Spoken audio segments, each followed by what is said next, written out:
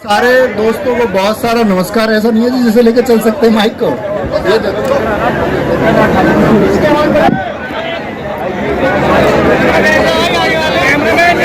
पहले तो सारे प्यारे दोस्तों को बहुत नमस्कार जो यहाँ तक पहुँचे, और सबसे बड़ी बात है कि आप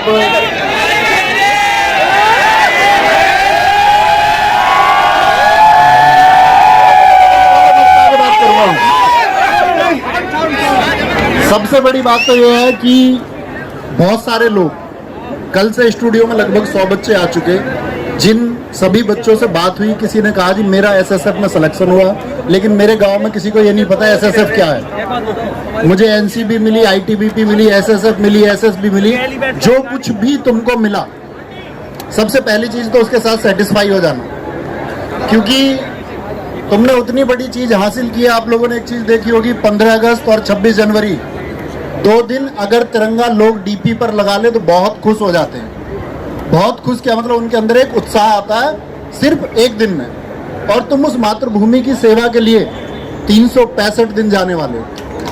तो तुम्हारा अचीवमेंट इतना बड़ा है, तुमने इतना बड़ा पाया है जो हर किसी के हिस्से में आता भी नहीं है। लोग चाहें तो भी उनके हिस्से में नहीं आ जाएगा। अभी बहुत सारे लोग ये सोच रहे हैं कि बेरोजगारी से मुक्त हो गए हैं, चलो एक नौकरी मिल गई है, कल कुछ और देख लेंगे, कल हम लोग सीपीओ सीजीएल कुछ देख लेंगे। लेकिन मैं उन लोगों का ताउम्र बहुत सम्मान करूंगा जो इस नौकरी को करेंगे, जो देश की इस सीमा की सुरक्षाओं के लिए काम करते रहेंगे। वो हमेशा पूजनीय लोग हैं इस देश के लिए, क्योंकि ये कहा जाता है कि अंदर जो कुछ भी है, हम देश की बात करें सामान्य नागरिक, तो वो शायद देश की बात इसलिए करता है क्योंकि वो बातें लोगों को सुनने में अच्छी लगती हैं। जब हम किसी के सामने देशभक्ति की बातें करते हैं तो इसलिए कर रहे होते हैं बहुत सारे लोग, क्योंकि सामने वाला उसको सुनकर अच्छा लगेगा। लेकिन असली देशभक्ति वही है जो सीमा पर खड़े होकर है। तो सीमा के लिए मैंने एक बात बताई, सीमा हैदर नहीं है, पहली बात तो ये बात कर रहा हूँ कि देश की सीमा की बात यह है कि देश की बॉर्डर्स की बात करो। सीमा नाम बहुत प्रचलित है तो मतलब उससे कंफ्यूजन आ रही है। अब तो मिथिलेश पार्टी भी होगी, ख्याल रखोगे ये, उसके लिए सचिन है।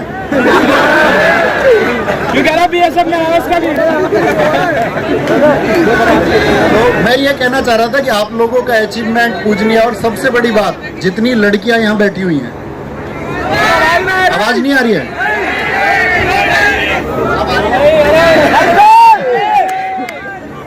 हेलो, जितनी भी लड़कियां यहाँ बैठी हुई हैं, तुम्हारे हिस्से में आप लोगों ने अब तक ये देखा होगा कि हम लोग हमेशा देखते हैं कि किसी शहीद का शव आया, सीआरपीएफ के जवानों का या अन्य अर्धसैनिक जवानों का या हमारी सेना के जवानों का जब कभी शव आया तो हम लोग भावपूर्ण हो जाते हैं एकदम से कि ऐसा नहीं होना चाहिए था। लेकिन हम उस बलिदान को पूरी जिंदगी याद भी रखते हैं, और वो बलिदान इसी वजह से याद रखा जाता है क्योंकि वो सेवा इस मातृभूमि की सेवा थी, इस भारत माता की सेवा थी जिसके लिए आप चुने गए।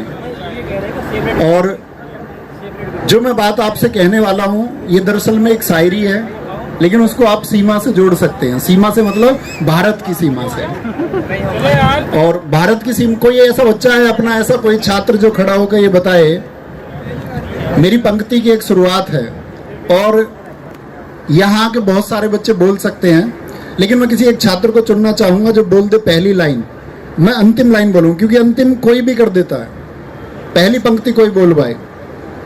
मेरी अंतिम लाइन है कि मैं इससे आगे भी जा सकता हूं, ये मरना क्या होता है। तो कोई इसकी पहली लाइन बता पाए, हाथ खड़ा करके एक बार बोले, कोई एक। नहीं, ये पढ़ने की बात है, ये पढ़ने की बात है। वो बच्चा बताएगा। माइक दे दो एक। बदायूं से जो अपने तहसील का नाम मैं बोलूंगा आपकी का। गुरुजी याद तो नहीं थे, मैंने कहा वहां के बोलूंगा, आपको गले लगा लूंगा। आ जाओ। ये लड़का स्मार्ट है सर।